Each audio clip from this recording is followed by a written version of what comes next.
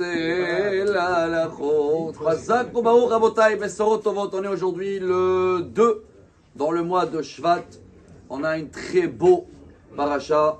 On a un très beau message qui a été hier partagé par la jeune soldate qui a été libérée. Elle s'appelle Agam Berger. On a parlé d'elle déjà la semaine dernière, si vous vous rappelez Shabbat, que sa maman, elle a demandé de ne pas transgresser Shabbat dans le cas où elle sera libérée Shabbat. Elle a été libérée hier, Rosh Chodesh, quand on a cité le Hallel. Agam, Atzur, Agam Maim, Halamish le Maino Maim. Et dans l'hélicoptère, elle a diffusé un message. Je crois que c'est un message très important pour nous. Elle avait comme ça un petit panneau, et c'était marqué en haut la phrase du roi David de Tehilim, le 119 que tout le monde connaît. Derech Emuna Baharti. J'ai choisi un chemin d'Emuna, de foi. Ou Derech Emuna Shavti. Elle a rajouté. Et c'est avec ce chemin que je suis retourné. Quand vous écoutez ces histoires confirmées par elle, de ne pas manger non cachère pendant tous ces 484 jours, de faire Kippour, de garder Shabbat, elle et ses 4 copines autour, c'était 5 soldats qui ont été pris de Niroz.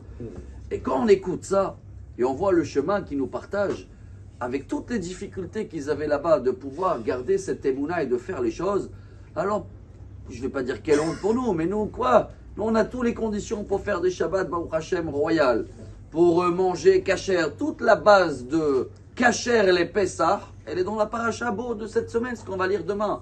Quand Dieu il nous demande de manger une fois par an les galettes pour qu'on va nourrir notre émouna, parce que comment il appelle les galettes, le Zohar HaKadosh?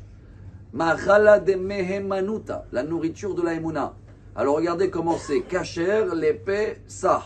Kasher, quand tu gardes la nourriture kasher, alors Pesah, ta bouche, elle va parler des paroles qui sont pures. Ta tête, elle va réfléchir. Ton cerveau, il va avoir des pensées divines. Alors tout le message, Rabotai, de cette paracha, et je trouve il est tellement important, c'est de chercher malgré tout le bien. Trouver que Dieu, juste avant de nous sortir d'Égypte, il nous a demandé une seule chose. Il ne nous a pas demandé encore de manger kasher. Hein. On devait manger les galettes. Il n'y avait pas encore Shabbat aussi dans la paracha, c'est pas encore. Mais il y avait une mission très importante. Dieu il a demandé se rassembler. Chacun il amène le mouton, l'agneau pascal, il l'attache autour de lui, mais on ne peut pas le manger seul.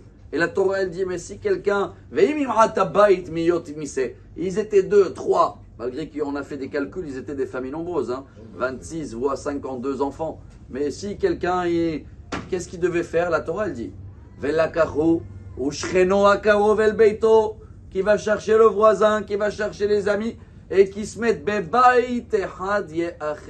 ils se mettent tous ensemble et unis. C'est ce que Dieu il les a demandé juste avant de sortir. Alors, Abotai, venez, on prend un beau message de cette paracha.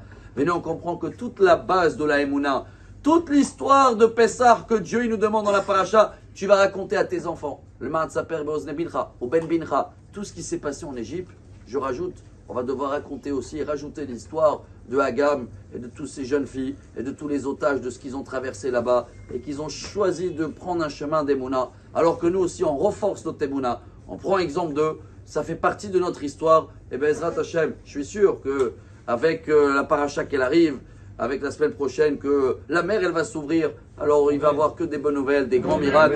Et un très beau Shabbat. Shabbat Shalom. On va Rabbi Elazar, on va Rabbi Hanina.